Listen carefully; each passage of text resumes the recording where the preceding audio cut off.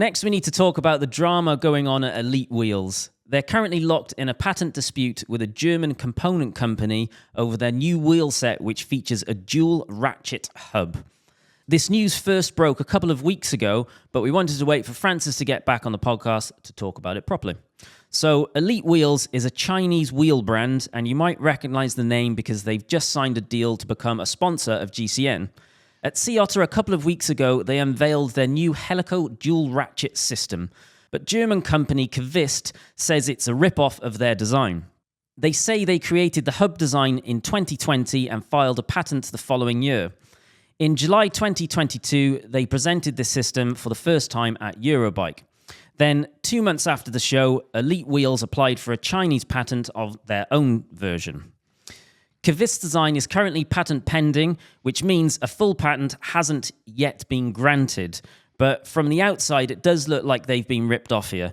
Elitewheels have since put out a statement saying they've launched an investigation and are going to stop sales of their Drive Helix wheels in Germany.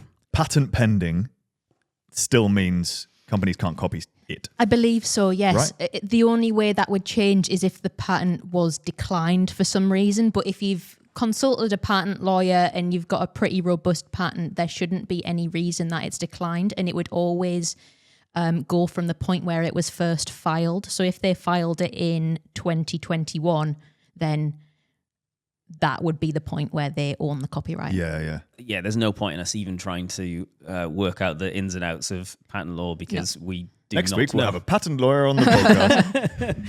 I actually think where this is more relevant is it's a court of public opinion sort of thing. I mean, so for you mentioned that they've just become a sponsor of GCN, Elitewheels have, and GCN was at Sea Otter and they put out a couple of videos about Sea Otter tech, one of which was these Drive Helix wheels, and the comments were just full of people saying this is a rip-off of Cade, da-da-da-da-da. And, you know, in some ways, I feel sorry for GCN in the sense that they've signed this deal before this is kicked off. They obviously have some sort of agreement that they're going to advertise these new wheels, and now they're kind of stuck between a rock and a hard place. I saw that they'd put a pinned comment up of Elitewheels' statement responding to all of this sort of backlash that they got. But it potentially has an impact for GCN. It has an impact for Elitewheels. As someone that is in a similar space to GCN, if something like that happened to us, it would be very horrible and hard to have to deal with. Yeah. So I can definitely see how uncomfortable it must be for GCN to work around it, because at the end of the day, they've signed a contract that they either need to work out if they can get out of or what the actual appropriate response is. That's a bit of news you'd get to and go, oh. Yeah. The email comes through, or you start getting spammed with comments on something where you're like, oh God, what has happened? I don't think... two things. Elitewheels already have a really, really good hub, significantly better than a lot of the other brands that they're in the same price point with.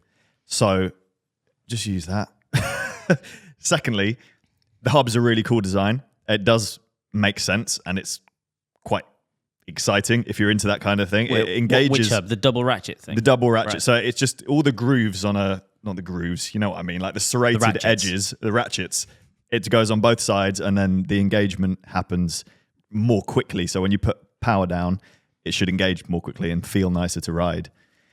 The German company, the hub is like beautiful, and they've made this really cool video of there's like a cross section cut out of it, and you can see how it engages and how it works, and it's so cool.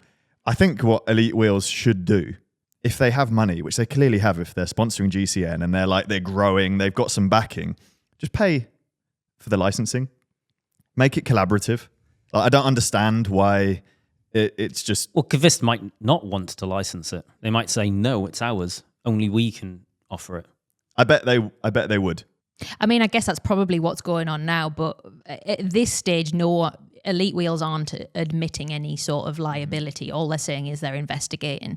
So if it is found that there's some sort of patent infringement, it also becomes complicated about what regions do your patents cover, and I don't know, it's complex, but I would say, again, if we're looking from an outside perspective, court of public opinion, PR move sort of thing, then yes, it's probably better not to fight these things and try and work out on like a resolution that's more collaborative, because I think people are always going to root for an underdog in this situation. It's nice that so many people are, because really the people that would be benefiting with Elitewheels copying or allegedly copying a design and releasing it are the customers. It ends up being a cheaper product. Yeah.